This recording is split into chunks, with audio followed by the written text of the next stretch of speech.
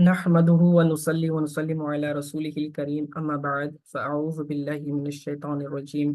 बिस्मिल्लाहिर रहमानिर रहीम।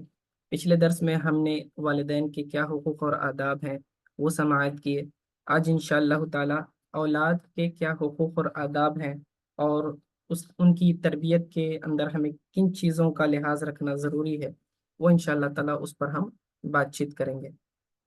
याद रखें कि शरीयत इस्लामिया ये इतनी प्यारी तालीमात हमें प्रोवाइड करती हैं कि औलाद के हुकूक उसकी पैदाइश के बाद से नहीं बल्कि उसकी पैदाइश से पहले ही अता कर दिए जाते हैं। यानी कि बच्चा जब माँ के पेट में होता है उसी वक्त से शरीयत ने कुछ हुकूक मुतय्यन कर दिए हैं, फिक्स कर दिए गए हैं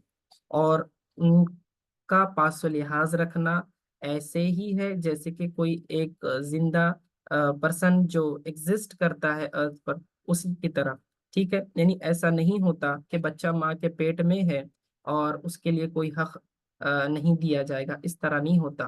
ठीक है, तो शरीयत ने वो हुकूक जो औलाद की पैदाइश से पहले अता किए हैं उनके ऊपर हम एक सरसरी नज़र डालते हैं। तो तकरीबन यहाँ पर मैंने 7 पॉइंट्स लिखे हैं जो हुजूर सैयदी शेखुल इस्लाम डॉक्टर मोहम्मद ताहिरुल क़ादरी साहब की किताब जो है औलाद की तरबियत में वालिदैन का किरदार, ये वॉल्यूम 10 है, उसमें से मैंने ये पॉइंट्स लिए हैं। आप उसमें फरमाते हैं कि अल्लाह ताला ने सबसे पहले बच्चे को जो हक दिया उसकी पैदाइश से पहले वो उसकी जिंदगी का हक है।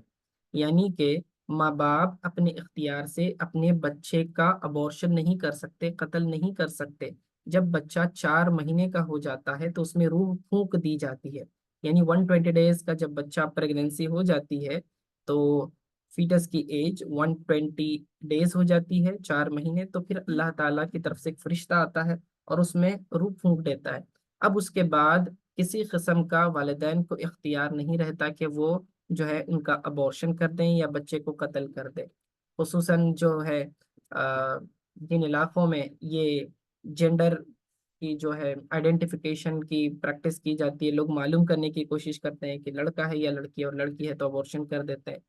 या फिर ऐसे ही बस जगहों पर जो है अनप्लान्ड प्रेगनेंसी की वजह से चाहे लड़का हो या लड़की हो अबॉर्शन करते हैं। ये शरीयत ने इसे नाजायज करार दिया है, हराम करार दिया हुआ है। कुरान में सूरह कुरैत में अल्लाह रब्बुल इज्जत फरमाता है व इज़ल मऊऊदतु सुइलत बिअय्यि ज़ंबिन क़ुतिलत। कयामत के दिन वो जो बच्ची को मार दिया गया था उसे अल्लाह ताला कयामत में खड़ा करेगा और सवाल करेगा, पेरेंट्स को भी खड़ा करेगा, पूछा जाएगा उस बच्ची से कि बता तू किस जुर्म में कत्ल की गई थी, तुझे क्या, तूने गुनाह किया था, क्या तेरा जुर्म था कि तुझे तेरे वालिदैन ने कत्ल कर दिया। और उस दिन उसके वालिदैन रुस्वा हो जाएंगे, याद रखना। तो जिंदगी का हक अल्लाह ताला ने प्रोवाइड किया हुआ है। ये और बात है, बाजों की प्रेगनेंसी कॉम्प्लिकेटेड होती है, जो है बात सूरतें ऐसी होती है कि बच्चे के आज़ा बनते नहीं है या फिर कुछ और मेडिकल इशू हो जाता है तो डॉक्टर्स एडवाइस करते हैं, लेकिन उसके बावजूद एक माहिर मुफ्ती को बता देना चाहिए और माहिर मुसलमान डॉक्टर से भी राय लेनी चाहिए उसके ऊपर। ठीक है, तो ये कॉम्प्लिकेशंस जो है देखे जाते हैं। लेकिन मैं एक आम जनरल बात कर रहा हूँ, जहाँ हालात साजगार और ठीक हों उस वक्त जो है ये वालिदैन को ये इख्तियार नहीं है, क्योंकि ये हक अल्लाह ताला ने औलाद को खुद दिया है उसकी पैदाइश से पहले। उसी तरह विरासत का हक भी अल्लाह ताला ने दिया है। अभी बच्चा माँ के पेट में होता है और वो पैदा भी नहीं हुआ। तो मिसाल के तौर पर एक माँ है, उसके पेट में बच्चा है, 6 महीने का बच्चा है और उसके वालिद फौत हो गए। तो अब ये मरने वाले जो कि उसका क्या कहते हैं, उसका बाप फौत हो चुका, तो ये बच्चा जो अभी पेट में है वो भी वारिस बनेगा। ऐसा नहीं होगा कि सिर्फ जो जिंदा औलाद है उसकी, यानी कि लड़के लड़की जो ऑलरेडी हैं पैदाशुदा, उनको हक दिया जाएगा। नहीं, ऐसा नहीं होता, बल्कि माँ के पेट में भी अगर बच्चा है तो उसको विरासत का हक दिया जाएगा। शर्त यह है कि वो जिंदा पैदा हो। ठीक है, उसी तरह तीसरा हक जो शरीयत ने दिया है उसे वसीयत का। वसीयत से मुराद अगर किसी ने उस बच्चे के लिए जो माँ के पेट में है वसीयत कर दी तो ये वसीयत भी मानी जाएगी, काबिल कबूल होगी, अगर चाहे अभी वो पैदा नहीं हुआ। यानी मिसाल के तौर पर कोई शख्स कहता है कि ये अगर ये जो माँ के पेट में बच्चा है ये मकान उसका है, मैंने वसीयत कर दिया कि ये उसके लिए है। ٹھیک ہے، یا پھر ایسے کہہ دیا کہ میں وصیت کرتا ہوں کہ فلاں فلاں اتنی اتنی چیزیں اس بچے کو دے دی جائے جو ابھی ماں کے پیٹ میں ہے، تو یہ وصیت جائز ہے، درست ہے، اور وہ پیدا ہوگا تو پھر اسے وہ چیز دے دی جائے گی۔ اسی طرح وقف کا حق بھی حاصل ہے۔ وقف یعنی کوئی چیز جو ہے انڈوفمنٹ کر دینا، یعنی کہ اسے پرماننٹلی دے دینا، بغیر کسی عوض کے، بغیر کسی بدلے کے، ٹھیک ہے، یعنی کسی چیز کا مالک بنا دینا۔ مثال کے طور پر میں مکان کی بات کر رہا تھا، اگر کوئی زمین ہے یا گھر ہے، اگر باپ ہے، باپ کہتا ہے کہ بھائی میں یہ زمین یا پھر یہ مکان جو ہے اس کو وقف کر دیتا ہوں اس بچے کو، ٹھیک ہے۔ اب بچہ اگر زندہ پیدا ہوا تو پھر وہ مکان اس کا ہو جائے گا، ٹھیک ہے، لیکن اگر یہ باپ زندہ رہتے ہوئے یہ مالک مکان ہو گیا، لیکن اگر باپ مر جاتا تو وہ وراثت میں چلا جاتا، لیکن اس نے وراثت سے پہلے ہی اسے وقف کر دیا، یہ بھی جائز ہے۔ اسی طرح تاخیر اقامت حد کا حق، یعنی کہ اگر کسی صورت کی وجہ سے شرعی حد پنشمنٹ جو ہے شریعت کی طرف سے اس کی ماں کے اوپر لاگو ہو رہی ہے، تو اس کے پیٹ میں اگر بچہ ہوگا تو اس پر سہولت ہو جاتی ہے، اور تھوڑی سی اس کی پنشمنٹ جو ہے نا ڈیلے ہو جاتی ہے۔ جیسے کہ قبیلہ جوہینیا کی ایک خاتون تھی، اور اس سے زنا سرزد ہو گیا تھا، تو اس نے اپنے آپ کو رسول پاک صلی اللہ علیہ وسلم کے سامنے پیش کیا اور کہا کہ یا رسول اللہ صلی اللہ علیہ وسلم، کہ مجھ پر جو ہے آپ حد جاری فرما دے، میں نے ایسا ایسا جرم کیا۔ آقا علیہ الصلوۃ والسلام نے اس کے سرپرستوں سے، گھر والوں سے کہا کہ اس خاتون کو جو ہے ٹھیک ٹھاک خیال سے رکھو، جب یہ بچہ پیدا ہو جائے پھر اس کے بعد جو ہے اس عورت کو یہاں لے آنا، یعنی کہ ایک روایت میں تو یہ آتا ہے کہ اسے 2 سال کی اور مہلت دی گئی تاکہ وہ دودھ وغیرہ پلا لے۔ جب بچہ انڈیپینڈنٹلی خوراک کھانے کے قابل ہو گیا، اپنا فوڈ کنزیوم ایکسٹرنل فوڈ کے اوپر آ گیا، تو پھر اس عورت پر حد جاری کر دی گئی۔ تو اندازہ لگائیں کہ یہ بچہ ابھی پیٹ میں ہے، لیکن شریعت نے کتنی ساری باتوں کا پاس و لحاظ رکھا کہ اس کی وجہ سے والدین پر، یعنی خصوصاً ماں پر اگر کوئی پنشمنٹ ہے تو وہ بھی ڈیلے ہو جاتی ہے۔ اسی طرح نفقے کا حق، یعنی کہ پیٹ میں ابھی بچہ ہے اور والد کی ذمہ داری ہوتی ہے، اللہ تعالیٰ نے حکم دیا ہے قرآن میں، تو باپ کے اوپر ذمہ داری ہے کہ بیٹے کا نانو یعنی بچے کا نانو نفقہ پورا کرے۔ نانو نفقہ سے کیا مراد؟ یعنی اس کا کھانا پینا، رہنا، کپڑا وغیرہ جو اس کی ضروریات زندگی ہوتی ہیں، یہ سارا پرووائڈ کرنا یہ باپ کی ذمہ داری ہے، ٹھیک ہے۔ اب کسی وجہ سے مثال کے طور پر ماں اور باپ میں سپریشن ہو گیا، ہو سکتا ہے کہ طلاق ہو گئی، لیکن پیٹ میں اس کے بچہ تھا، ٹھیک ہے۔ اب ایسی صورت میں یہ وہ جو ماں تھی وہ حقدار تو نہیں تھی نفقے کی، لیکن چونکہ اس کے پیٹ میں اس آدمی کا بچہ ہے اور وہ نفقے کی ذمہ داری باپ کی ہے، تو اس عورت کو، خاتون کو نفقہ پرووائڈ کرنا، کھانا پینا دینا، اگرچہ کہ وہ ڈیورس دے چکا ہے تو بھی جو ہے شریعت کی طرف سے یہ لازم ہے اور باپ کی ذمہ داری ہے۔ اسی طرح فطرانے کا حق، کہ یہ مستحب ہے کہ اس کی طرف سے فطرانہ دیا جائے، کہ بچہ نومولود ہے یا پھر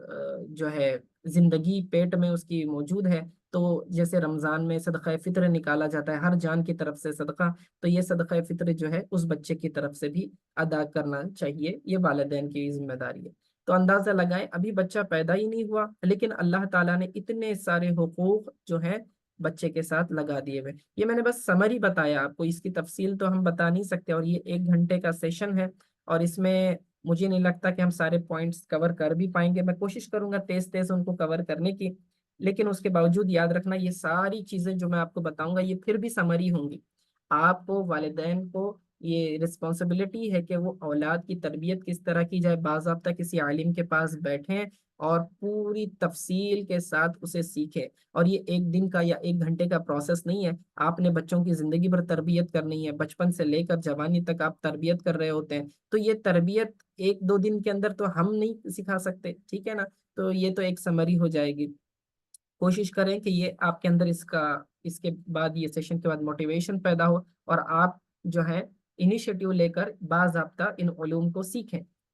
کہ اولاد کی تربیت کس طرح کی جاتی ہے۔ تو آئیے، اب بچے کی پیدائش سے پہلے تو ہم نے چند حقوق دیکھ لیے، اب بچے کی پیدائش کے بعد کیا حقوق ہونے چاہیے، ٹھیک ہے۔ تو اس میں سب سے پہلا ہے اولاد پر خرچ کیے جانے والے مال اور مشقت اٹھانے میں اللہ سبحانہ و تعالیٰ سے ثواب کی امید رکھنا۔ انما الاعمال بالنیات، ہر نیکی کے کام کا دار و مدار، اس کے ثواب کا دار و مدار جو ہے یہ نیت پر ہوتا ہے۔ اب چونکہ اولاد کو کھلانا پلانا، ان کی پرورش کرنا یہ والدین کی ذمہ داری ہے، تو تو ان پر جو کچھ بھی خرچ کیا جاتا ہے مال، اور ان کی پرورش میں جو محنت، مشقت، تکلیفیں برداشت کرنی پڑتی ہیں، ان تمام پر اللہ تعالیٰ سے ثواب کی امید رکھنی چاہیے۔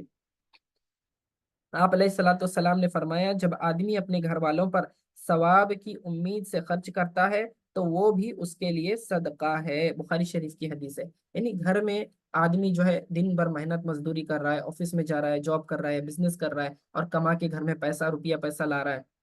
ماں جو ہے گھر میں بچے کی ساری کھانے پینے کا انتظام کر رہی ہے، پکا رہی ہے، برتن دھونا، کپڑے دھونا، سارا گھر کا صفائی وغیرہ کرنا، اور مشقتیں اٹھانا، دودھ پلانا وغیرہ، جتنی بھی تکلیفیں اٹھائی جا رہی ہیں، یہ سارے کی سارے کاموں پر آپ کو ثواب ملے گا۔ تو یہ مائیں اور بہنیں جو گھر میں ہیں، اور جو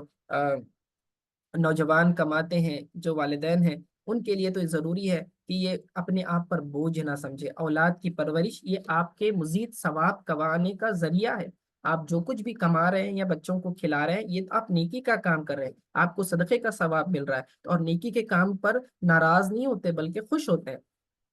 ٹھیک ہے، تو خوشی خوشی تربیت پرورش کرنی چاہیے۔ اسی طرح ولادت کے بعد جب بچہ پیدا ہو جائے تو اس کے دائیں کان میں اذان اور بائیں کان میں اقامت کہنی چاہیے۔ اذان کے الفاظ بھی آپ سنتے رہتے ہیں، اقامت کی نماز سے پہلے جو شروع ہوتے وقت اقامت کے الفاظ ہوتے ہیں، اس کے اندر قد قامت الصلاۃ کے الفاظ زیادہ ہوتے ہیں۔ تو رائٹ کان میں، رائٹ ایئر میں آپ کیا کریں گے؟ اذان دیں گے، اور لیفٹ میں جو ہے اقامت کہیں گے۔ تین تین بار کہنا بھی ثابت ہے، لیکن ایک مرتبہ کہہ دینا بھی کافی ہے۔ بچے کو گود میں لے لیں، باوضو ہو، قبلے کی طرف رخ کریں، اور پھر اس کے بعد یہ اذان وغیرہ دے دیں۔ اس کا بڑا فائدہ ہوتا ہے۔ وجہ اس کی یہ ہے کہ حضرت ابو رافع رضی اللہ تعالیٰ عنہ فرماتے ہیں، میں نے اللہ کے نبی صلی اللہ علیہ وسلم کو، جب حضرت فاطمہ رضی اللہ تعالیٰ عنہ نے حضرت حسن بن علی رضی اللہ تعالیٰ عنہ کو جنا، تو نماز جیسی اذان حضرت حسن رضی اللہ تعالیٰ عنہ کے کان میں کہتے ہوئے دیکھا۔ ترمذی شریف کی یہ حدیث ہے۔ ٹھیک ہے، تو اب اس سے فائدہ کیا ہوتا ہے کہ سب سے پہلی آواز جو بچے کے کان میں پڑ رہی ہے وہ اللہ تعالیٰ کی وحدانیت اور رسول پاک صلی اللہ علیہ وسلم کی رسالت کا بیان ہے، اور نماز کا حکم اس کے کانوں تک پہنچ جاتا ہے، اور جہاں اذان پہنچتی ہے شیطان وہاں سے بھاگ جاتا ہے۔ تو شیطان بچے کی پیدائش کے بعد انتظار میں ہی ہوتا ہے کسی طرح میں اس کو تکلیف پہنچاؤں، یا اس پر میں قادر ہو جاؤں، حاوی ہو جاؤں، یہ بچہ میرے کنٹرول میں آ جائے۔ تو اذان کہنے کی برکت سے یہ شیطان دور بھاگ جاتا ہے۔ تو اس طرح سے جو ہے بچے کی زندگی برکت کے ساتھ اور اللہ تعالیٰ کے نام کے ساتھ شروع ہوتی ہے، تو اس کی زندگی میں بھی برکتیں ہوتی ہیں۔ تحنیک کرنا، تحنیک کرنا یعنی کسی نیک آدمی سے کھجور وغیرہ چبوا کر بچے کے تالو میں لگانا، اوپر منہ کے اندر جو ہے تالو میں لگانا، اسے تحنیک کہتے ہیں۔ آپ صلی اللہ علیہ وسلم نے فرمایا، جس کسی کے یہاں بچے کی پیدائش ہو اور اس نے اس بچے کے داہنے کان میں اذان کہی اور بائیں کان میں اقامت کہی، تو اس بچے کو ام الصبیان، یعنی بعض اسے ام الصبیان کو جو ہے ایک ایسی بیماری کہتے ہیں جس میں بچے دبلے پتلے ہو جاتے ہیں، اور بعض کہتے ہیں کہ یہ مرگی ہے، تو یہ بیماری نہیں ہوتی ہے کان میں اذان کہنے سے۔ اور حضرت عائشہ صدیقہ رضی اللہ تعالیٰ عنہ فرماتی ہیں، آپ صلی اللہ علیہ وسلم کے پاس بچے لائے جاتے تو آپ ان کے لیے دعائے برکت فرماتے اور ان کی تحنیک کرتے۔ مسلم شریف کی یہ حدیث ہے۔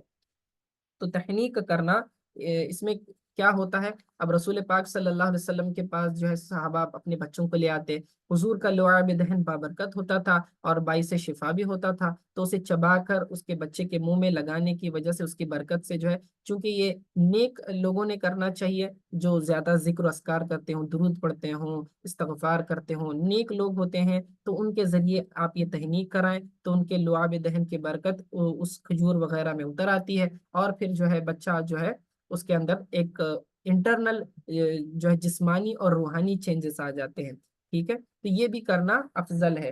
ٹھیک ہے،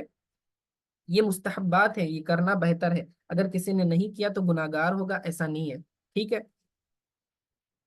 اسی طرح 7ویں دن بچے کا نام رکھنا، حدیث میں آتا ہے، ترمذی شریف کی حدیث ہے کہ حضرت عمرو بن شعیب رضی اللہ تعالیٰ عنہ اپنے والد سے اور وہ اپنے دادا سے نقل کرتے ہوئے فرماتے ہیں کہ نبی کریم صلی اللہ علیہ وسلم نے بچے کی پیدائش کے 7ویں دن نام رکھنے، اس سے تکلیف دہ چیز، بال، ناخن، ختنہ کی چمڑی وغیرہ کو دور کرنے اور عقیقہ کرنے کا حکم دیا۔ ٹھیک ہے، تو اس طرح سے بچے کے 7ویں دن نام رکھنا یہ سنت ہے۔ اسی طرح 7ویں دن بچے کا عقیقہ کرنا، کیونکہ آپ علیہ الصلوۃ والسلام نے فرمایا بچہ اپنے عقیقے کے عوض میں گروی رکھا ہوتا ہے، یعنی کہ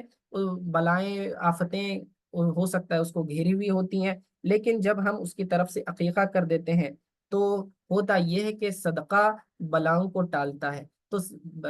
یہ جو عقیقہ کرتے ہیں تو عقیقہ کرنے کی وجہ سے اس بچے سے بلائیں، پریشانیاں، مصیبتیں دور ہو جاتی ہیں۔ تو بہتر یہ ہے کہ عقیقہ کیا جائے، اس کی طرف سے 7ویں دن جانور ذبح کیا جائے، یہ زیادہ افضل اور اولا ہے۔ لیکن اگر کوئی 7ویں دن نہیں کر پایا، بعد میں بھی کر سکتا ہے۔ اسی طرح جو ہے طاق عدد کا لحاظ رکھے، یعنی کہ 7ویں دن نہیں کیا تو 21ویں دن کرے، پھر یا 19 کو کرے، یا پھر اس طرح سے اور نمبرز کا لحاظ رکھے۔ پھر اس 40 دن کے بعد، پھر اس کے بعد آپ جو ہے اگر نہیں کر پائے، والدین کی حیثیت نہیں ہے، کیونکہ ایک لڑکے کی طرف سے 2 بکرے اور لڑکی کی طرف سے 1 بکرا ذبح کرنا ہوتا ہے۔ اگر وہ نہیں ہے تو آپ حصہ بھی لے سکتے ہیں، لڑکے کی طرف سے 2 حصے، لڑکی کی طرف سے 1 حصہ۔ تو یہ کرنا جو ہے یہ سنت ہے۔ لیکن اگر والدین اس کی استطاعت نہیں رکھتے اور کسی کا نہیں ہوا ہے، تو بچہ بڑا ہو کر اب جب کمانے لگ جاتا ہے، وہ اپنے پیسے سے خود کا بھی عقیقہ کر سکتا ہے۔ ٹھیک ہے، ضروری نہیں ہے کہ اس کے والدین نے نہیں کیا تو یہ نہیں ہوتا، یہ بعد میں بھی اپنا عقیقہ کر سکتا ہے۔ ٹھیک ہے، اسی طرح جانور ذبح کرنے کے بعد بچے کا سر مونڈنا چاہیے، یعنی 7ویں دن کی بات ہو رہی ہے کہ آپ نے بچے کا جو ہے بچے کی طرف سے عقیقے کی قربانی کر دی، اس کا سر منڈا دیا، اور پھر اس کے سر پر زعفران لگانا، یہ بھی جو ہے مستحب ہے۔ حضرت بریدہ رضی اللہ تعالیٰ عنہ فرماتے ہیں جب ہم حالت جاہلیت میں تھے اور ہم میں سے کسی کے یہاں بچہ پیدا ہوتا تو ایک بکری ذبح کرتا اور اس کے خون کو بچے کے سر پر ملتا، پھر جب اللہ سبحانہ و تعالیٰ نے اسلام کی نعمت سے نوازا تو ہم ایک بکری ذبح کرتے ہیں اور بچے کے سر کا حلق کرواتے ہیں اور اس پر زعفران مل دیتے ہیں۔ تو یہ اس کو ریپلیس کر دیا گیا۔ پہلے دور جاہلیت میں لوگ جانور کا خون لگاتے تھے، یہ بالکل ناجائز ہے، اور جانور کا خون ناپاک ہوتا ہے، بہتا خون جو ہے ناپاک ہوتا ہے۔ تو یہ نجاست گندگی لگانا، یہ الٹا بیماریاں بچوں کو جو ہے بیماریوں میں جکڑ لیتا ہے۔ تو یہ دور جاہلیت میں لوگ کرتے تھے، لیکن اسلام آنے کے بعد جو ہے اس کو ایک پاکیزہ طریقے سے بدل دیا گیا۔ تو جن کے یہاں وہ طریقہ تھا انہوں نے اب زعفران لگانا شروع کر دیا، لیکن یہ ضروری نہیں ہے، کوئی نہیں لگاتا ہے تو کوئی حرج بھی نہیں ہے۔ ٹھیک ہے، اسی طرح بچپن میں ختنہ کروانا یہ اہم ہوتا ہے، کیونکہ یہ وہ باتیں ہیں جو انبیاء علیہ الصلوۃ والسلام کی سنت میں سے ہے، جیسے کہ ابھی ایک حدیث میں نے آپ کے سامنے بیان کر دی۔ پھر ختنہ کے علاوہ پھر جب بچہ بولنا شروع کرے تو سب سے پہلے اس کو کلمہ طیبہ سکھانا۔ ابھی مثال کے طور پر اگر وہ بولنا سیکھا نہیں ہے ابھی تک، ٹھیک ہے، تو 1 2 الفاظ نکل رہے ہیں، تو سب سے پہلے لفظ اللہ اسے بولنا سکھائیں، یہ بڑا آسان ہے۔ تو لفظ اللہ اسے بولنے لگا ہے۔ جو بچہ پیدا ہوتی سب سے پہلے اللہ لفظ سیکھتا ہے، تو سوچیں باقی زندگی جو ہے اس کی زبان پر ہمیشہ خیر و برکت کے کلمات جاری رہیں گے، بری باتوں سے وہ محفوظ رہے گا۔ لیکن یہاں پر ماں اور باپ، ابا امی جیسے پہلے الفاظ سکھائے جاتے ہیں، اللہ کا نام پہلے سکھانا چاہیے، اور جب صاف بولنا شروع کرے تو اسے کلمہ طیبہ سکھانا چاہیے۔ ٹھیک ہے، پھر اسی طرح بچے کا سر مونڈ کر اس کے بالوں کے برابر چاندی صدقہ کرنا چاہیے۔ ٹھیک ہے، حضرت علی بن ابی طالب رضی اللہ تعالیٰ عنہ فرماتے ہیں آپ صلی اللہ علیہ وسلم نے حضرت حسن رضی اللہ تعالیٰ عنہ کا عقیقہ ایک بکری سے کیا اور فرمایا اے فاطمہ اس کے سر کو مونڈ دے اور اس کے بالوں کے وزن کے برابر چاندی صدقہ کر دے۔ ٹھیک ہے، تو یہ حضرت علی رضی اللہ تعالیٰ عنہ کی روایت ترمذی شریف میں ہے۔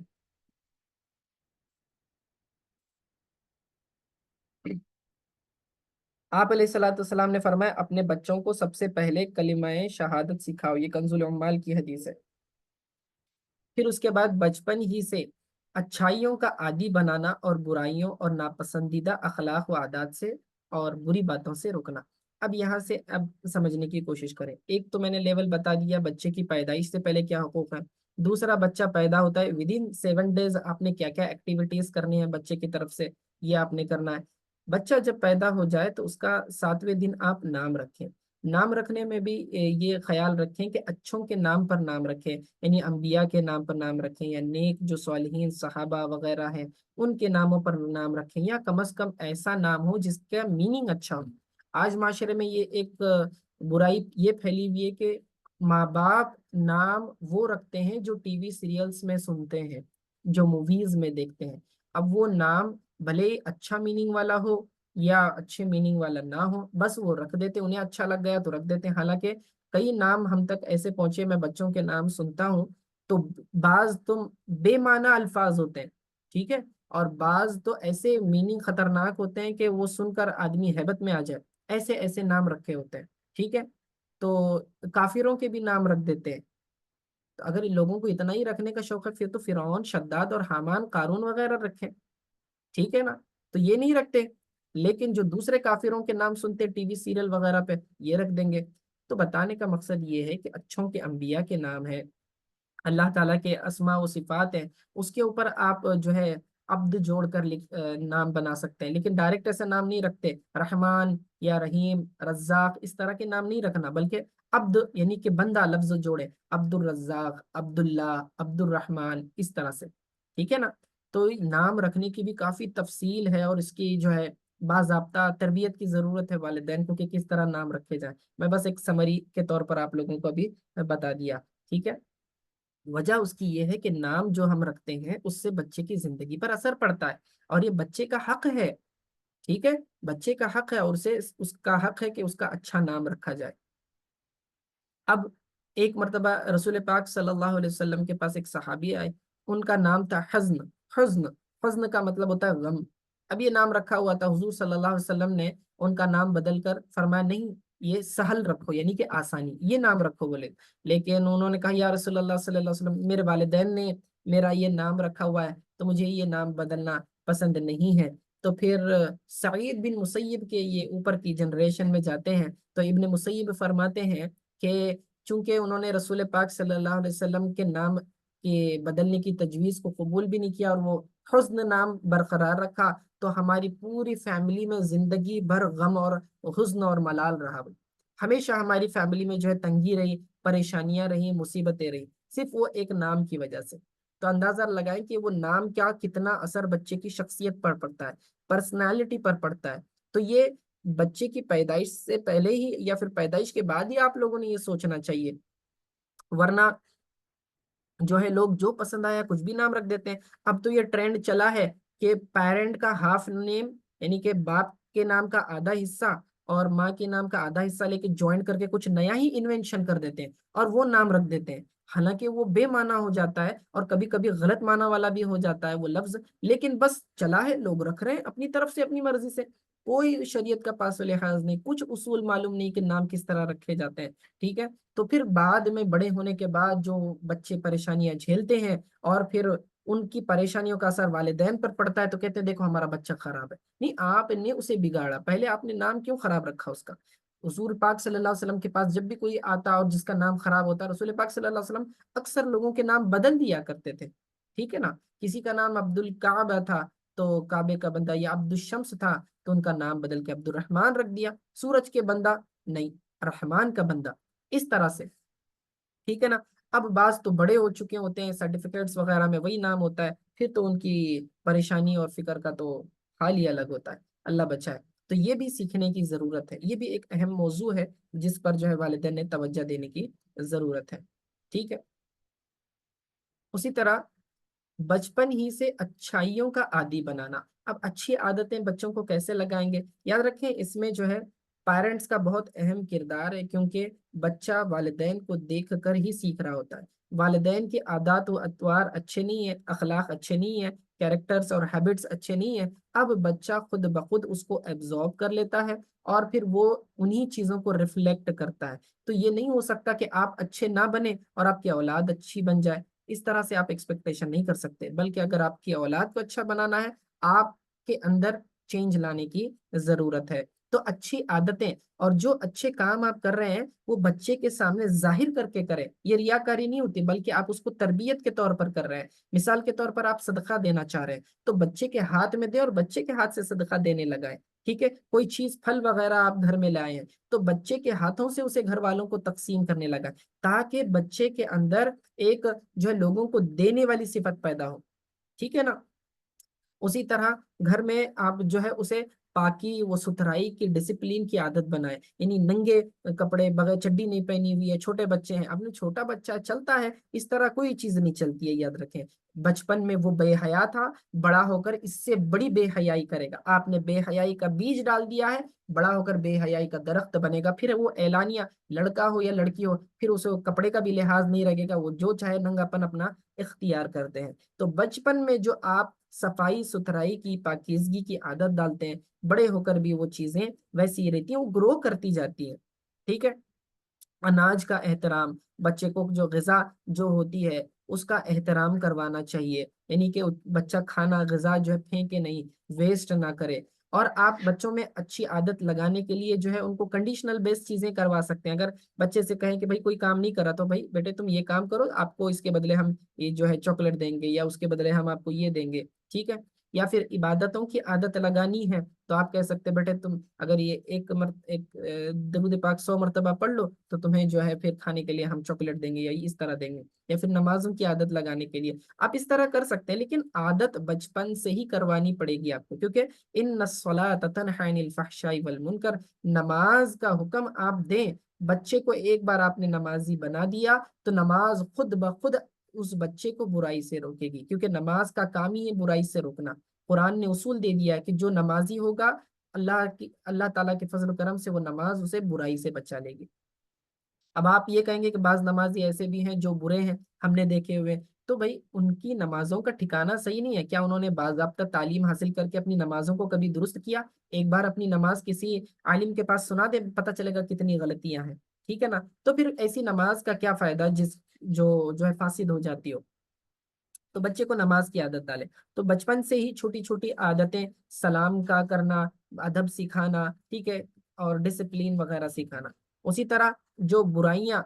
ہوتی ہیں، برائیوں پر برائی کا ناراضگی کا اظہار کریں بچے کے سامنے، اگر یہ نہیں کرتے ہیں تو بچہ سمجھے گا کہ یہ چیز اچھی ہے اور وہ اسے اڈاپٹ کر لے گا، کیونکہ بچے کا دماغ بالکل کوڑا ہوتا ہے، وہ جو بھی چیز دیکھے گا وہ اڈاپٹ کرنے کی کوشش کرے گا، ریپیٹ کرنے کی کوشش کرے گا، آپ جو جملے بولیں گے وہ ریپیٹ کرے گا، آپ جو ایکشن کریں گے وہ اس کی نقل کرے گا۔ تو آپ کو بتانا پڑے گا کہ ان میں سے کون سی بات بری ہے اور کون سی اچھی ہے۔ مثال کے طور پر بعض بچے اسکول وغیرہ جاتے ہیں، چھوٹے LKG اور UKG وغیرہ کے ہوتے ہیں، اسکول میں جاتے ہیں، کسی بچے کا شارپنر لے آئے، کسی کا پین یا پینسل لے کر آئے، حالانکہ یہ بغیر اجازت کسی کا مال خفیہ طریقے سے لینا یہ چوری ہے، لیکن ہم بچوں کو چور تو نہیں بولتے، کہتے چھوٹا ہے بچہ ہے چلتا ہے، اس طرح کوئی چیز نہیں چلتی ہے، بلکہ آپ اسے بتائیں، پیار سے سمجھائیں، بیٹے دوسروں کی چیزیں اس طرح نہیں لینی چاہیے آپ نے، ٹھیک ہے، بغیر اجازت کے، ٹھیک ہے، کیا انہوں نے خود سے آپ کو دیا تھا؟ نہیں دیا تھا، تو جاؤ یہ واپس کر کے آؤ، دوسرے دن اس کو واپس کرنے لگائیں، ٹھیک ہے۔ تو یہ عادت اس کے اندر بنائیں، اور کبھی کبھار اپنی طرف سے جو ہے چیزیں بچوں کو دینے، تقسیم کرنے وغیرہ لگائیں، تو یہ عادت اچھی آتی ہے، ٹھیک ہے۔ اسی طرح بعض بچوں کو عادت ہوتی ہے چیزیں ٹٹولنے کی، کبڑ میں جھانک لیا، کسی کے بیگ میں ہاتھ ڈال دیا، پرس میں ہاتھ ڈال دیا، اب یہ بچپن کے بچے ہیں، چھوٹا ہے، رہنے دو، لینے دو، یہ چھوٹا ہو کے اس طرح کے چوری چکاری کرتا ہے گھر میں، اور پھر بعد میں بڑا ہو کر پھر تو بڑی بڑی حرکتیں کرتا ہے، تو یہ ساری چیزیں بنیاد بنتی ہے، تو بچے کو بتائیں کہ بغیر اجازت بڑوں کی کسی کی کوئی چیز ہاتھ نہیں لگانی چاہیے، اگر آپ کو کوئی چیز چاہیے تو آپ بڑوں کو مانگو، ٹھیک ہے۔ اسی طرح بے دھڑک، بچے تو ہوتے ہی ہیں شرارتی، لیکن ڈسپلین کیسے سکھائیں گے آپ دروازہ گھر میں آنا ہے، بچے نوک کر کے آؤ، ڈور کو نوک کر کے آؤ، ٹھیک ہے، ہو سکتا ہے اندر کوئی کپڑے بدل رہا ہو، ٹھیک ہے نا، یا پھر کوئی امپورٹنٹ کام کر رہا ہو، ڈسٹرب نہ ہو جائے، اس لیے آپ ڈور کو نوک کر کے آنا چاہیے۔ تو یہ ساری چیزیں میں ایک ایگزامپل دے رہا ہوں، اس طرح کے گھر میں بہت ڈھیروں باتیں ہوتی ہیں دن بھر، تو ان کی ایک ایک ایکشن کے اوپر والدین کو چاہیے کہ نظر رکھیں۔ بچہ جب 3 سے لے کے 5 سال کا ہوتا ہے تو اس کے اندر تو بہت ضروری ہوتی ہے یہ بیسک ہیلتھ اینڈ ہائیجین کی چیزیں تو آپ سکھائیں گے ہی، اس کے بعد جو ہے 5 سے لے کے 7 سال تک کا جب بچہ ہو جاتا ہے، جب وہ اس کو شعور آ جاتا ہے، اس کو سمجھ میں آنے لگ جاتا ہے چیزیں، تو اس وقت جو ہے یہ ساری باتیں جو میں نے بتائی ہیں اس کو سکھانے کی کوشش کرنی چاہیے، اور بچے کی کسی ایکشن کو اگنور نہ کرے، یعنی بچہ ایسا کر چھوڑ دو، رہنے دو، کیا ہے بچہ کرتا ہے، کھیلنے دو، اس طرح نہیں ہوتا، آپ دیکھیں کہ وہ کس طرح ریئیکٹ کر رہا ہے چیزوں کو لے کر، اس سے اس کی مینٹالٹی پتہ چلتی ہے کہ وہ چیز کو اچھے سے پرسیو کر رہا ہے یا اس کو رانگ وے میں لے رہا ہے، ٹھیک ہے۔ تو ناپسندیدہ اخلاق جو ہوتے ہیں، ناپسندیدہ عادات جو ہوتے ہیں، اس بچے کو آر دلائیں، اس پر کہیں کہ یہ چیز بری ہوتی ہے، ٹھیک ہے نا؟ اگر کوئی بچہ گندگی کر رہا ہے تو آپ اس پر ناراضگی کا اظہار کریں، بتائیں بیٹے چھی چھی یہ گندا ہے، ایسا نہیں کرنا، اور خود بھی اس پر کراہت کریں، تو بچے کو لگے گا اچھا یہ ایسی چیز ہے کہ جس سے بچنا چاہیے، نہیں کرنا چاہیے، ٹھیک ہے؟ اور جو اچھی چیز ہوتی ہے اس پہ اپریشیٹ کریں۔ بچہ کوئی اچھی چیز کرتا ہے، ڈسپلین کے ساتھ کام کرتا ہے، تو آپ اس کو اپریشیٹ کریں، اس کی تعریف کریں، تو خوش ہوتا ہے، اسے سمجھ میں آتا ہے اچھا یہ اچھی عادت ہے، اسے کرنا چاہیے، ریپیٹ کرنا چاہیے۔ تو بیک آف دی مائنڈ یہ سائیکولوجی اس کے دماغ میں چلتی رہتی ہے کہ پیرنٹ جس چیز پر ڈانٹتے ہیں یا کراہت کا اظہار کرتے ہیں تو بچے کو پتا چل جاتا ہے کہ یہ بری چیز ہے،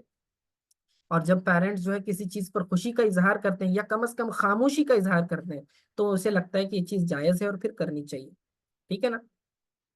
کبھی وہ بچہ پلٹ کر جواب دے دیتا ہے، فوراً ٹوک دیں، اسی وقت بنیاد بننے نہ دیں۔ اگر آپ خاموش رہیں گے تو پھر ہوتا یہ ہے کہ بڑا ہو کر پھر وہ بڑی بڑی باتیں کرنے لگ جائے گا پھر اس بڑوں کے خلاف، ٹھیک ہے؟ تو اس طرح سے بری باتوں سے روکنا چاہیے۔ اب بچہ جب 7 سال کی عمر ہو جاتی ہے، ٹھیک ہے، 7 سال کا جب بچہ ہو جاتا ہے تو اس پر نماز کا حکم کرنا۔ اب یہ نماز کا صرف حکم کرنے سے بات نہیں چلے گی، بلکہ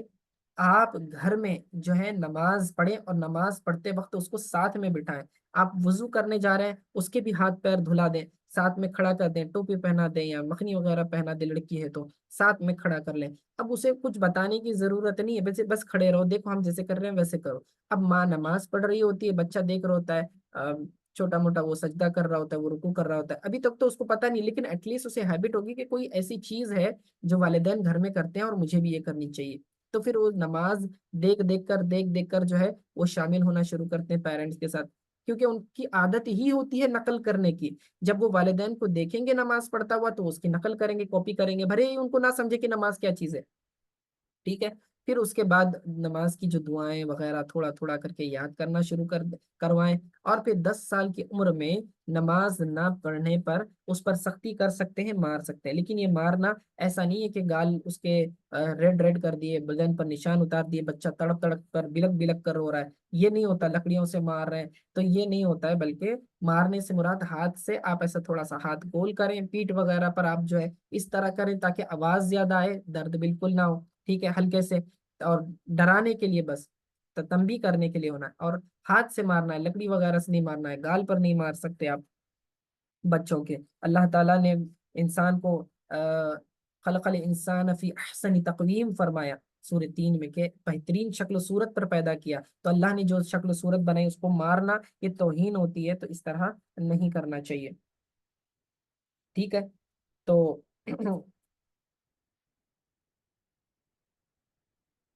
آپ علیہ الصلوۃ والسلام نے فرمایا جب تمہارے بچے 7 سال کے ہو جائیں تو نماز کا حکم کرو، اور 10 سال کے ہو جائیں تو نماز نہ پڑھنے پر مارو، اور 10 سال کے ہو جانے پر ان کے بستر علیحدہ کر دو۔ بستر 10 سال کی عمر ہو جانے پر بستر جدا کر دینے کا مطلب یہ ہے کہ بچہ میچورٹی کے قریب آ جاتا ہے۔ بچے کی لڑکی کی بالغ ہونے کی کم سے کم عمر 9 سال ہوتی ہے، اور لڑکے کی جو عمر کم سے کم جو ہے وہ 12 سال ہوتی ہے، ٹھیک ہے؟ لڑکیاں جلدی بالغ ہو جاتی ہیں، تو average on an average 10 years کے جب بچے ہو جاتے ہیں تو ان کے بستر الگ کر دیں، یعنی لڑکوں کو الگ سلائیں، لڑکیوں کو الگ سلائیں، یہ خیال آپ نے رکھنا ہے،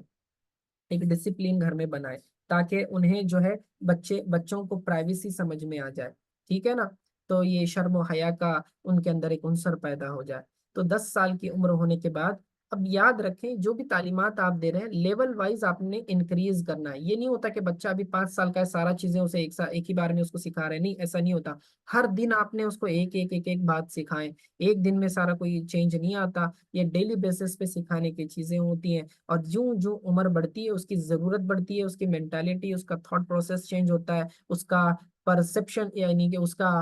پرسیو کرنے کا جو مادہ ہوتا ہے کسی چیز کو سمجھنے کا، تو وہ بھی چینج ہوتا رہتا ہے، تو اس کے حساب سے آپ نے اس سے بات کرنی ہے، اس کے حساب سے اس کو آپ نے احکام دینے ہوتے ہیں، سمجھانا ہوتا ہے، تو یہ 1 ڈے کا کوئی پروسیس نہیں ہوتا، اور جتنی رسپانسبلٹی ماں کی ہوتی ہے اتنی رسپانسبلٹی باپ کی ہوتی ہے۔ ماں کی تو رسپانسبلٹی بچہ پیدا ہونے سے پہلے شروع ہو جاتی ہے، اور باپ کی بھی، یعنی کہ باپ کی ذمہ داری ہے کہ حلال کما کر لائے اور کھلائے، اور بیوی جو ہے جو ماں ہوتی ہے اس بچے کی، وہ بھی اپنے آپ کو حرام اور مکروہ چیزوں سے، یعنی مکروہ غذا سے بھی بچائے اور مکروہ عادتوں سے بھی بچائے، یعنی ناپسندیدہ ایسے کام جو شریعت کو پسند نہیں ہے، بچہ جب پیٹ میں ہوتا ہے تو وہ ان عادتوں کو نہ کرے، ورنہ اس کے بچے پر اس کا اثر پڑتا ہے، بلکہ زیادہ سے زیادہ تلاوت وغیرہ کرے، عبادات کرے اگر پریگننٹ ہو تو، اسی طرح جو ہے اچھی کتابیں، دینی کتابیں پڑھے، نصیحت آموز چیزیں، یا تو بس ٹی وی لگی ہے، ٹی وی سیریل چل رہے ہیں، ڈرامے چل رہے ہیں، اب جو بھی چیزیں اس کے ذہن میں اتر رہی ہیں عورت کے، ویسا ہی اثر جو ہے بچوں پر بھی پڑنے لگ جاتا ہے۔ تو یہ اس طرح نہیں ہونا چاہیے۔ پھر پیدا ہونے کے بعد بھی ماں کی ذمہ داری ہوتی ہے کہ وہ جو ہے اپنے آپ کو پاکیزہ رکھے، اور پھر اس کے بعد جو ہے کثرت سے زبان پر ذکر اور درود جاری رکھے، کیونکہ بچہ اس کا دودھ پینے والا ہوتا ہے، اور پھر دودھ کے اثرات پھر بچے کے اندر منتقل ہوتے ہیں۔ تو یہ ون ڈے کی کوئی چینج نہیں ہے، ہر چیز افیکٹ کرتی ہے، اس کا نام، جو غذا اس کے پیٹ میں جاری ہے، جو ماحول کے اندر وہ پرورش پا رہا ہے، جن والدین کی سرپرستی میں وہ ہے، اور جو بچے اس کے اطراف ہوتے ہیں، اس ساری چیزوں کا امپیکٹ پڑتا ہے۔ تو آپ نے بڑی ہی کیئرفلی ان چیزوں کو کرنا ہے، ٹھیک ہے۔ اسی طرح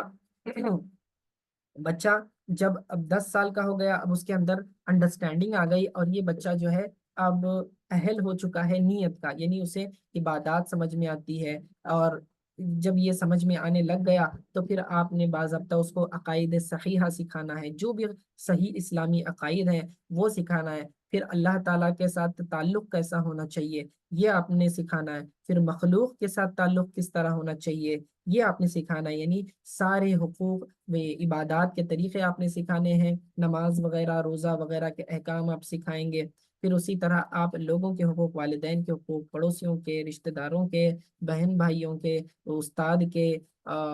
جو حقوق ہوتے ہیں، یہ ساری چیزیں آپ نے وقتاً فوقتاً بچے کو ٹرین کرتے جانا ہے، سکھاتے جانا ہے، ٹھیک ہے۔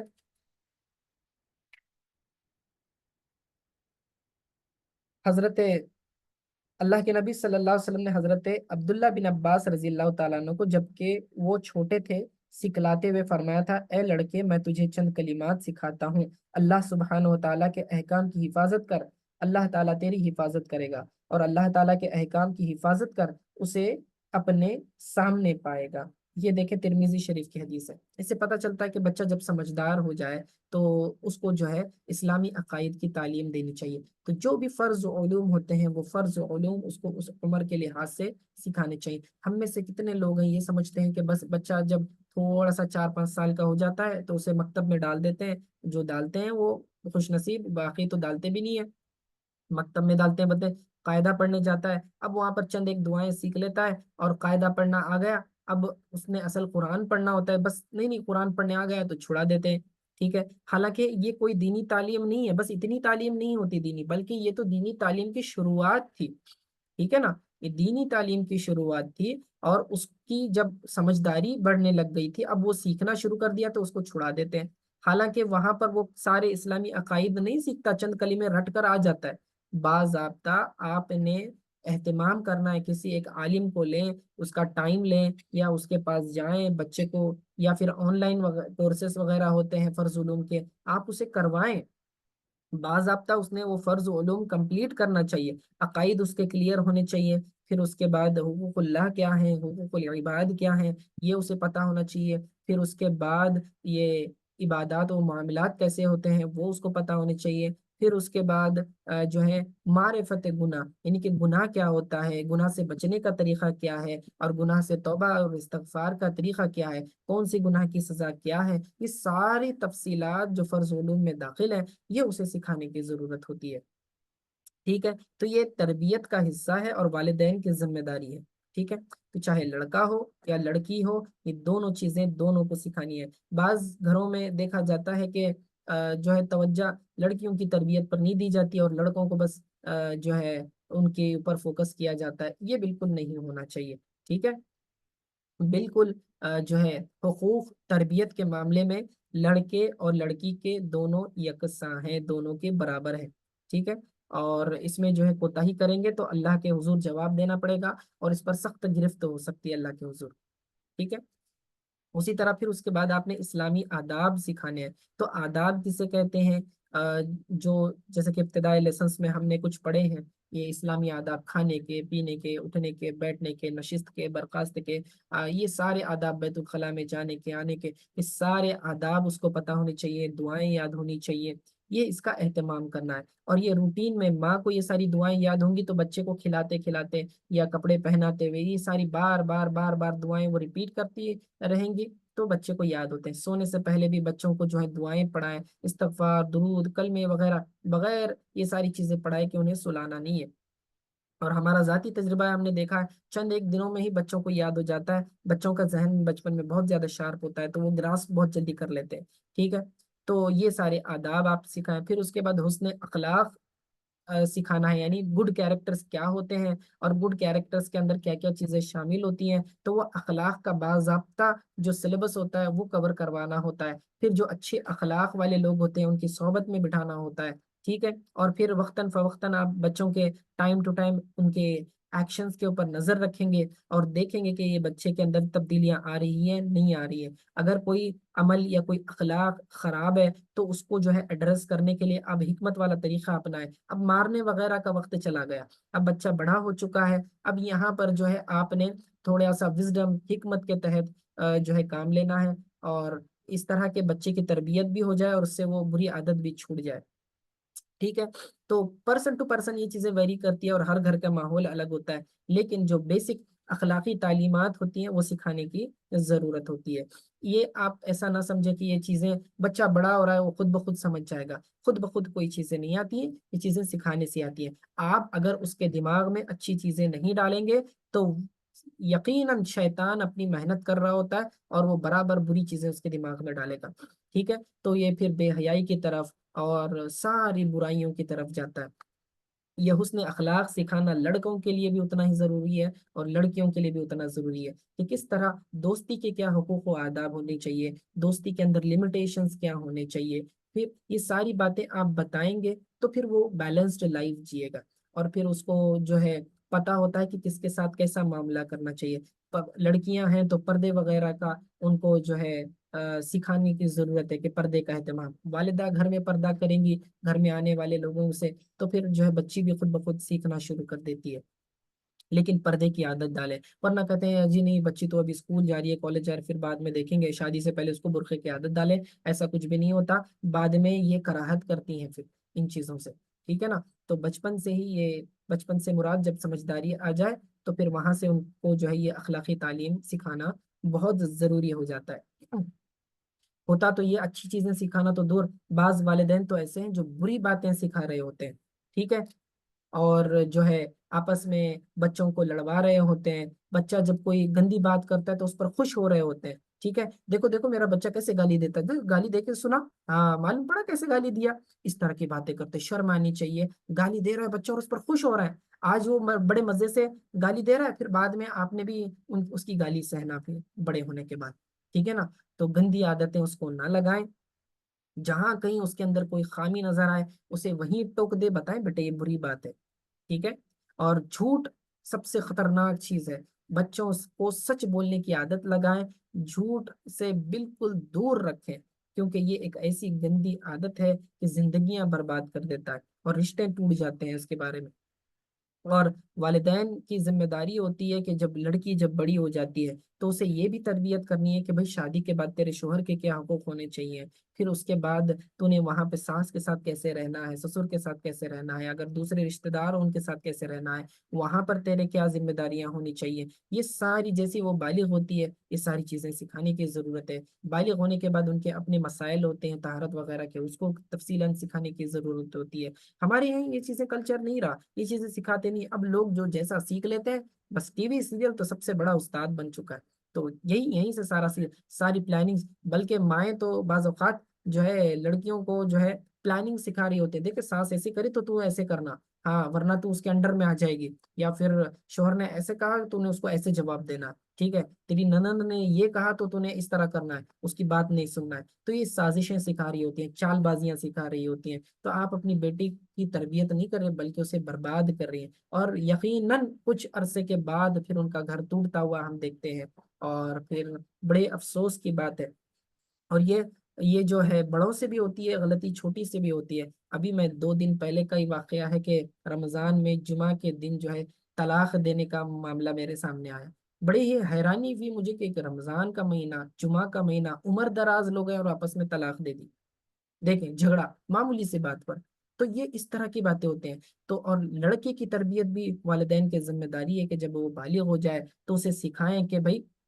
حقوق زوجین کیا ہوتے ہیں، بچوں کی تربیت کے کیا حقوق ہونے چاہیے، بیوی کے کیا حقوق ہوتے ہیں، پھر اس کے بعد معاشرت کے کیا حقوق ہوتے ہیں، حلال کمانے کے کیا اصول ہوتے ہیں، یہ ساری چیزیں اسے سکھانے کی ضرورت ہے۔ ٹھیک ہے، پھر اس کے بعد جو ہے اس کو جو ہے یہ بھی بتائیں کہ بھائی کون سی باتیں، یہ طلاق کے کیا یہ آداب ہوتے ہیں، کیونکہ اس کے ہو سکتا ہے کئی جملے ایسے ہوتے ہیں، طلاق کنایا کے الفاظ ہوتے ہیں، میاں بیوی میں جھگڑا ہو جاتا ہے، اور پھر اس کے بعد کیا ہوتا ہے، یہ طلاق کے الفاظ زبان سے نکل جاتے ہیں آدمی کے، پھر بعد میں وہ پچھتاوا کر رہے ہوتے ہیں، علم تو سیکھا نہیں ہوتا ہے، اب پھر اس کے بعد کیا ہوگا؟ تو یہ ساری چیزیں جو ہے شادی سے پہلے ہی ٹرین کرنے کی ضرورت ہے۔ ٹھیک ہے، اگر یہ بچہ نہیں سیکھتا تو آپ اس کو شرط لگا دیں، کنڈیشن لگا دیں، بیٹے جب تک تو فرض علوم کمپلیٹ نہیں کرے گا اور جب تک تو حقوق زوجین پوری طرح سے نہیں سیکھے گا، اس سارے معاملات نہیں سیکھے گا، تب تک تیری شادی نہیں کریں گے۔ پھر دیکھنا کیسے وہ جو ہے تعلیم کی طرف نہیں جاتا، برابر مر پڑ کے جو ہے فوراً جو ہے فرض علوم کمپلیٹ کرے گا۔ خیر، بتانے کا مقصد یہ ہے کہ انسیڈنٹ ہونے سے پہلے اس کو پریپئر کرے۔ ٹھیک ہے، جو بھی اس کی ضرورت پیش آنے والی ہوتی ہے اس سے پہلے اس کو سکھا دے۔ مثال کے طور پر اب بچے کے اندر قوت آ گئی ہے، 10 سال کا ہو رہا ہے اور اب وہ روزہ رکھنے کے لائق ہونے والا ہے، تو اس سے پہلے ہی اس کو روزے کے مسائل، احکام، آداب سکھا دینی چاہیے، پھر تاکہ اس کو روزہ رکھنے میں آسانی ہو اور وہ غلطی نہ کرے۔ جس طرح سے 7 سال کی عمر سے نماز کی تربیت سکھانا شروع کر دیتے تاکہ بالغ ہونے سے پہلے جو ہے وہ نماز پرفیکٹ ہو جائے اس کی۔ ہمارے یہاں دیکھیں لوگ بوڑھے بھی ہو رہے ہیں، 60 سال کی عمر ہو چکی ہے اور نمازیں پڑھ رہے ہیں، اور نمازوں میں سجدہ رکوع صحیح نہیں ہے، اور بالکل جو ہے نمازیں فاسد ہو رہی ہوتی ہیں، ایسی چیزیں دیکھنے میں آتی ہے مسجد وغیرہ میں۔ تو یہ جو ہے زندگیاں پوری برباد ہوتی ہیں، عمر بھی برباد اور ساری عبادت بھی برباد ہوتی ہے۔ ٹھیک ہے، تو یہ والدین کا بہت امپورٹنٹ کردار ہے۔ اور پھر ایسا نہیں ہوتا کہ آپ سمجھ لیں کہ بھائی چلے چند باتیں سکھا دے بیٹے، بڑے آئیں گے تو سلام کرنا، ذرا پیر پہ پیر ڈال کے مت بیٹھو، چند ایک باتیں سکھا دی اور کہتے کہ ہم نے حق ادا کر دیا۔ اس طرح نہیں ہوتا۔ آپ کو میں صرف ٹاپکس بتا رہا ہوں کہ کیا چیزیں آپ نے سکھانی ہے، پھر اس ٹاپکس کو لے کے ترتیب وار جو ہے سال سال 2 2 سال آپ نے تربیت کرنی ہوتی ہے اس کو باضابطہ۔ میں تو صرف ہیڈنگز بتا رہا ہوں کہ کیا کرنا ہے کیا نہیں کرنا ہے۔ ٹھیک ہے، پھر اس کے بعد نیکی کے کاموں میں ان کی مدد کرنی چاہیے۔ جو بھی بچہ نیکی کا کام کر رہا ہے پہلے اس کو نیکی کی خواہش دلائیں، اس کو بینیفٹ بتائیں۔ اور بچہ چھوٹا ہوتا ہے نا، ہمارے یہاں کیا کرتے ہیں کہ بچے کو کسی چیز کا ڈر دلانا ہوتا ہے، تو ایسی اجنبی چیز کا ڈر دلا دیتے ہیں جو ایگزسٹ بھی نہیں کرتی، اور بعض اوقات وہ جھوٹ بھی ہوتا ہے۔ ٹھیک ہے، بڑے شیطان آ جائے گا، زومبی آ جائے گا، ایسے نہیں کرنا، ٹھیک ہے، پولیس آ جائے گا، دیکھ اٹھا کے لے جائے گا، بوڑھا آ جائے گا، بوڑھی آ جائے گا، اس کا ڈر دکھا رہے ہیں آپ، ہے نا؟ اگر آپ کو ڈر دکھانا ہی ہوتا تو خوف خدا دلاتے، آپ یہ کہتے بیٹے اس طرح نہ کرو، اللہ ناراض ہو جائے گا۔ اگر اللہ ناراض ہو گیا تو پھر یہ جو نعمتیں ہم کو مل رہی ہیں وہ اللہ واپس بھی لے سکتا ہے، پھر کیا تم اس بات کو پسند کرو گے؟ تو بیٹے کہے گا نہیں۔ تو یہ اس طرح ہوتا ہے، آپ جھوٹی باتوں سے، جھوٹے دلاسے اور جھوٹی امیدیں، اور بچوں کو جو ہے لمبی لمبی جھوٹی جھوٹی امیدیں دلانے کی ضرورت نہیں ہوتی۔ ٹھیک ہے، آپ زیادہ ان کی خواہشات اس کے اندر پیدا کریں گے تو بچہ جو ہے اپنے لمٹس جو ہے بھول جائے گا۔ ٹھیک ہے، بعض اوقات والدین جھوٹے وعدے کرتے ہیں، کہتے ہیں کہ بیٹے تم یہ کرو، ہم تمہیں یہ دلائیں گے، سائیکل دلائیں گے، یہ کریں گے، لیکن وہ بعد میں کہتے ہیں نہیں میں تو ایسے ہی کہہ رہی تھی۔ ٹھیک ہے، تو یہ اس طرح نہیں ہوتا، یہ جھوٹ ہوتا ہے۔ بچوں کا اعتماد اگر والدین سے اٹھ جائے تو پھر اس کے بعد وہ کبھی بھی جو ہے آپ سے امید نہیں رکھیں گے۔ اسی طرح والدین اپنے کردار کو اس طرح پیش کریں بچے کے سامنے کہ بچہ فریلی اپنے تھاٹس، اپنے خیالات کا اظہار جو ہے، اپنی فیلنگز کا اظہار آپ کے سامنے کر سکے۔ ورنہ جو ہے والدین اتنا سخت روڈ رویہ اختیار کرتے تھے بعض اوقات کہ بچہ ڈر جاتا کہ بھائی ان کے سامنے میں کیا بات کروں، شرم کی وجہ سے پھر بول نہیں پاتا، یا ڈر کی وجہ سے بول نہیں پاتا، اور گھٹن محسوس کر رہا ہوتا ہے اندر کا اندر۔ اب وہ کیا، کیوں وہ پریشان ہے، سائیکولوجیکل پھر ایسے لوگ مریض بھی ہو جاتے ہیں۔ ٹھیک ہے، تو یہ اس طرح بھی نہیں کرنا چاہیے، بلکہ مزاج آپ کا ایسا ہو کہ والدین گھر میں آئے تو بچے دیکھ کر خوش ہوں۔ ٹھیک ہے، یہ نہیں کہ سہم کر ایک کونے میں چلے گا، ارے ابا آ گئے، بھاگو بھاگو یہاں سے، ٹھیک ہے، ورنہ ہم ڈانٹیں گے، چلائیں گے، ماریں گے، اس طرح نہیں، بلکہ محبت سے بچے دوڑ کر آپ کے پاس آئیں، یہ آپ کا رویہ ہونا چاہیے۔ ٹھیک ہے، ایک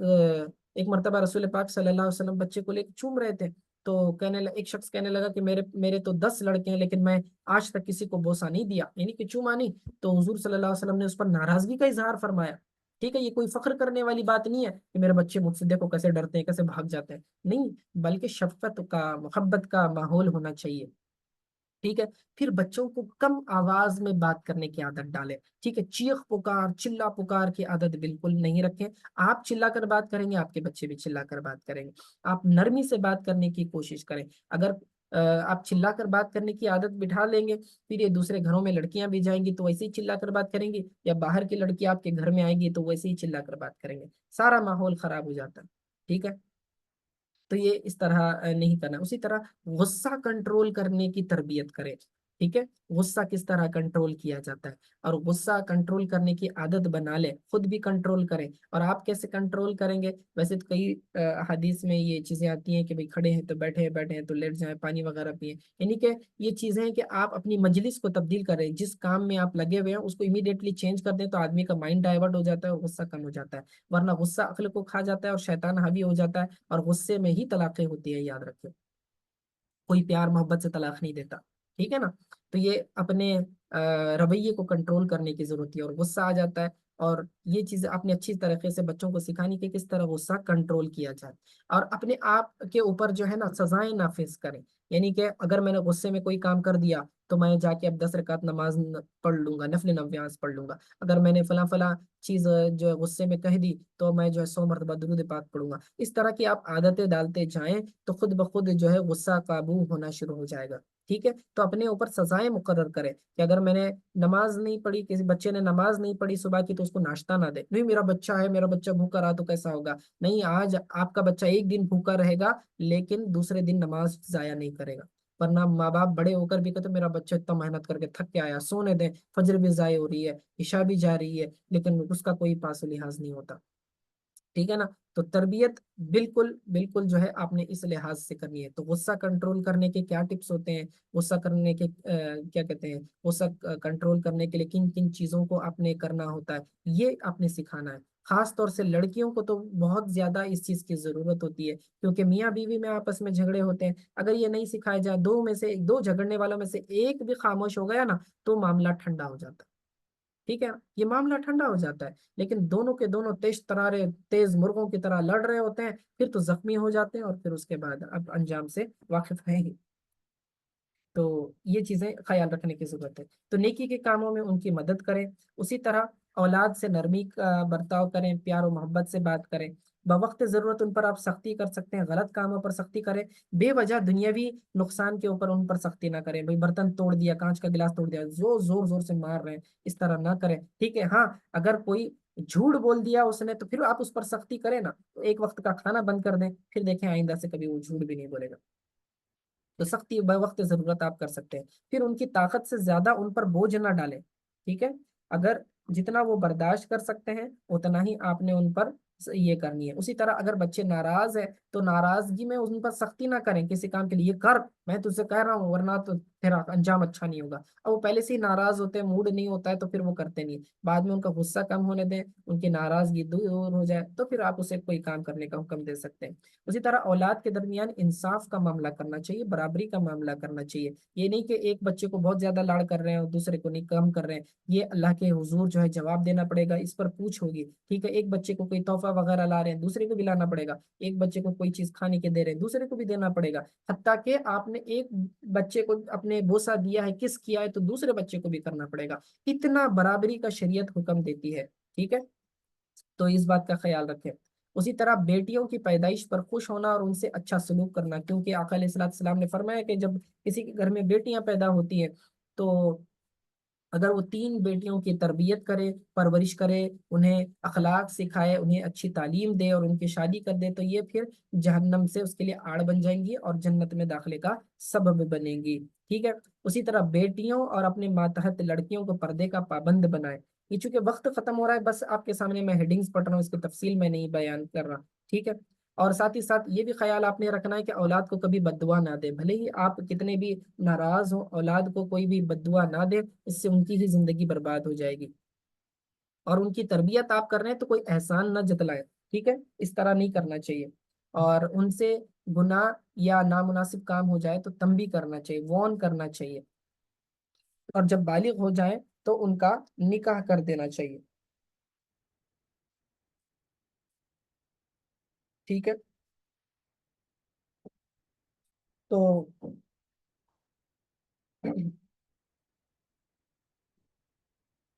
ٹھیک ہے، تو یہ چند باتیں تھیں جو سرسری طور پر میں نے بتائی کہ یہ بلٹ پوائنٹس ہے۔ اب ہوتا یہ ہے کہ ہر بچے کا، ہر ایک کا گھر میں کیس الگ ہے، ٹھیک ہے۔ تو کسی کے بچے چھوٹے ہوں گے، بالکل نومولود ہوں گے، ابھی ابھی پیدا ہوئے ہوں گے، کسی کے 5 سے لے کے 7 سال، کسی کے 7 سے لے کر 12 سال، 10 سال، اور کسی کے اس سے بڑے ہوں گے۔ اب آپ اپنے بچوں کی تربیت کیسی کرنی ہے، ہر ایک کو ایک ہی طریقے سے آپ تربیت نہیں کر سکتے، یاد رکھیں۔ جو عمر کے جس فیز میں ہوتے ہیں ان کی تربیت کا انداز الگ ہوتا ہے، اور کیا چیزیں ان کو سکھانی ہوتی ہے اس کا بھی جو ہے کنٹینٹ الگ ہوتا ہے۔ تو اس کو آپ باضابطہ سیکھیں۔ اگر آپ کسی عالم کے پاس نہیں جا سکتے، اگر اردو پڑھنا جانتے ہیں، تو حضور سیدی شیخ الاسلام ڈاکٹر محمد طاہر القادری صاحب کی جو ہے ایک کتاب ہے، یہ آپ جو ہے اس کا، یہ کتابیں جو آپ کے سامنے دیکھ رہے ہیں، بچوں کی پرورش اور والدین کا کردار، تو اس سلسلہ تعلیمات اسلام میں ہے، والیوم نمبر 10 اور والیوم نمبر 11 اس کے اندر ترتیب سے بتایا ہوا ہے۔ والیوم نمبر 11 میں 2 سے لے کے 10 ایئرس تک کے سال کے جنرل تربیت کس طرح ہونی چاہیے، دنیاوی تعلیم وغیرہ، اور فکری اور سائیکولوجیکل بچے کی تربیت کس طرح کی جائے، یہ سارا بتایا ہوا ہے۔ اور بچوں کی پرورش اور والدین کا کردار، پیدائش، ماں کی پیدائش سے لے کر 1 سال کی عمر تک کیسا ہونا چاہیے، یہ جو ہے والیوم نمبر 10 میں بتایا گیا ہے۔ تو آپ یہ کتابیں ڈاؤن لوڈ بھی کر سکتے ہیں، فری میں اویلیبل ہے minhajbooks.com پر، یا تو پھر آپ پرچیز بھی کریں، اس کو پڑھیں، آپ کے اکثر سوالات کے جوابات آپ کو مل جائیں گے۔ اور اس کا ترتیب کتاب کی بہت پیاری ہے، کوشچن اینڈ آنسر فارم میں ہے۔ بچہ اگر ایسا کرے تو کیا کرنا چاہیے، بچے کے اندر یہ بری عادت ہوگی تو کیا کرنا ہے، بچے سے جھوٹ کی عادت کیسے چھڑائیں، بچہ کھانا نہیں کھا رہا ہے تو اس کو کھلانے کا انداز کیا ہونا چاہیے، یہ ساری چیزیں ماں اور باپ دونوں کے لیے کامن ہے۔ آپ جو ہے اس کے اندر دیکھیں، بہت ہی پیاری تعلیمات ہیں، بس اس کا خلاصہ میں نے آپ کے سامنے رکھ دیا۔ تو اللہ تعالیٰ سے دعا ہے کہ اللہ تعالیٰ ہمیں کہنے سننے سے زیادہ عمل کرنے کی توفیق عطا فرمائے، باضابطہ اپنی بھی تربیت کرنے کی توفیق عطا فرمائے، اور اپنے بچوں کی بھی صحیح پرورش اور تربیت کرنے کی توفیق عطا فرمائے۔ وصلی اللہ تعالی علی خیر خلق محمد وعلی وصحبہ اجمعین برحمتک یا ارحم الراحمین۔